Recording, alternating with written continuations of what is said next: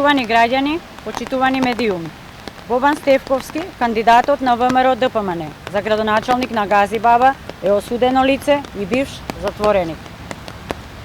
Во 2002 година Стефковски е осуден на казна затвор од 3 месеци поради сторено кривично дело, неовластено производство и пуштање во промет на наркотични дроги и психотропни супстанции, односно продажба на дрога.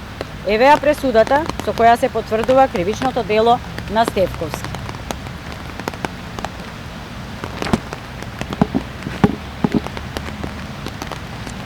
Тоа што Стефковски пред 10 дена извадил уверение и покрај тоа што ова народски се вика уверение за неосудуваност, всушност е уверение дека во моментот на издавање на уверението против лицето не се води кривична постапка, што не значи дека порано не бил осудуван.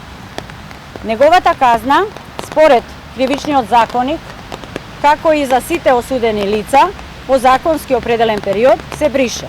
Но, повторно, ова не значи дека во 2002 година не бил правосилно осуден за сторено кривично дело, неовластено производство и пуштање во промет на наркотични дроги и психотропни супстанции. Евеа понудата на градоначалник на Газибаба, на ВМРО ДПМН и Мицковски. Ова е уште еден доказ во ВМРО ДПМН дека нема никаква промена, тоа е истата криминално-режимска матрица од времето на Никола Груевски. Понудата на ВМРО ДПМН за градоначалници е составена од стари ликови, луѓе на Груевски, за кои постојат судски пресуди за сторени кривични дела. Со ваква понуда, ВМРО ДПМН убедливо губи овде во Газибаба. Граѓаните на Газибаба нема да дозволат поранешни затвореници да ја водат општината и да управуваат со народните пари. Со СДСМ и Борис Георгиевски, граѓаните се насигурни. Работата има континуитет.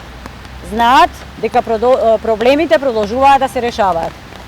На 17 октомври, со пенкало во рака, да гласаме за бројот 12 и да го одбереме најдоброто. Да кажеме не за криминалот и криминалците од ВМРО ДПМН. Во недела, граѓаните ќе заокружат 12 за Борис Георгиевски и за советничката листа на СДСМ и коалицијата, за да продолжи развојот на Газибаба. Благодарам.